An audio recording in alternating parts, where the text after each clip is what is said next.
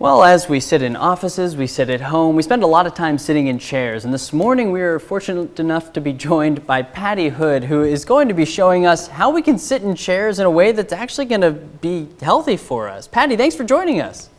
Thank you for having me. Patty, you are with the Nevada Parks and Rec Department, so you understand exercise and just how to make the most of an everyday activity like this. So you're going to show us 3 different positions that we can do in our everyday lives, is that right? Yes, so they're easy and they can be modified to fit each person's abilities. That way you're not feeling like you are hurting yourself or that you can't do the move itself at all.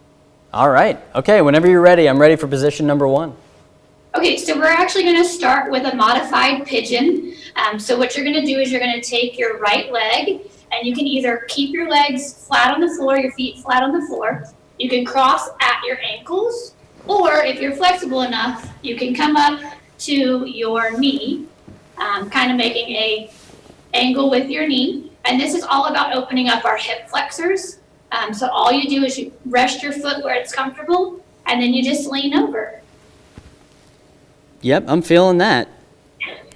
So you should feel it on the outside of your hip. Uh-huh. It feels great if you get sore there. And you just hold it for what's comfortable for you. And then you can switch legs. So you can put that leg down, and then you can go to the other side. That way we're not uneven. And you just go to the other side, putting a little bit of pressure on that knee, but not a lot because you do not want to hurt yourself.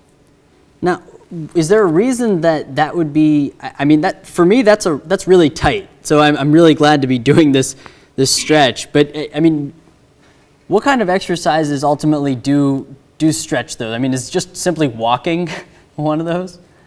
Yeah, walking will help.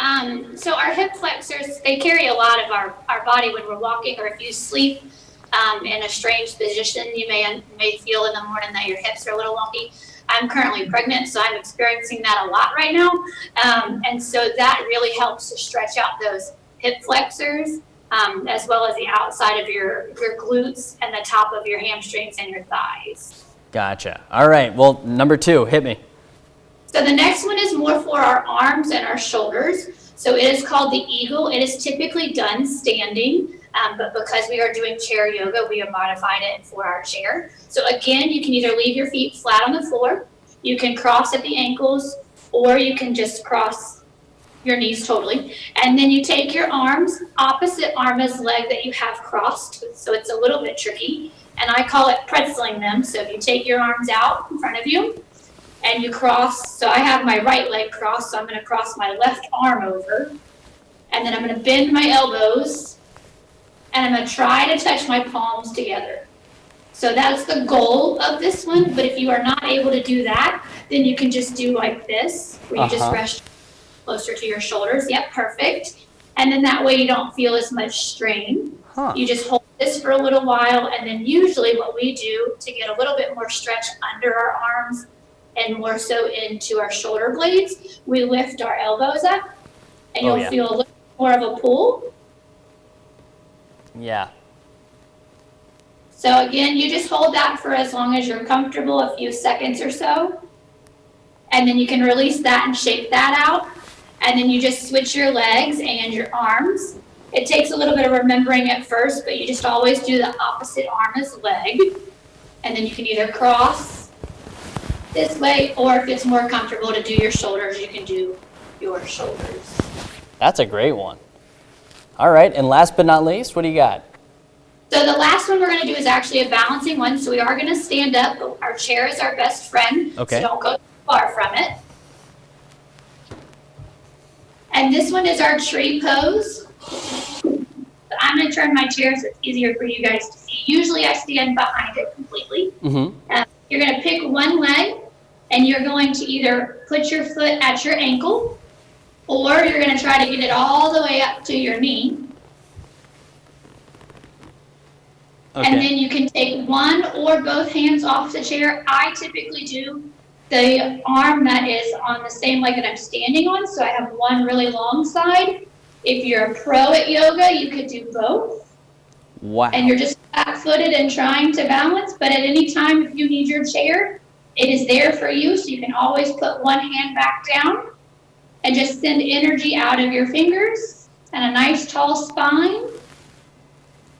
and that is your tree. And so then you can switch sides. So I'm gonna move my chair this way so that you guys can see this side. So again, you put your foot wherever you would like, whether it is low, medium, or high, whatever you're comfortable with, and then one or both hands off your chair. Wow, that is fantastic. Thank you so much for showing us these. Now, I understand you have chair yoga classes every week, and they're done in 8-week sessions. Is that right? They are. So they are Tuesday and Thursday from 10:30 to 11. And we run 8-week sessions, and each session just kind of moves on into the next one. So if you join one session, you could just do 8 weeks. If you enjoy it, like a lot of our ladies and some of our gentlemen do, then you can come year round and do it every 8 weeks. We just kind of go one after the other. That way, if you have one season where you're a little bit busier, you don't have to sign up for class. But if you'd like to be here year round, we offer it year round. Well, Ms. Hood, I really appreciate you joining us this morning and showing us these stretches. I'm not sore now. I don't think I will be later, but I'm going to keep doing them. I appreciate you stopping by. Thank you. Thank you for having me. All right, we're going to have that info on our website at KOAMnewsnow.com. Go to our morning show page, and we'll be right back on the KOAM Morning News right after this.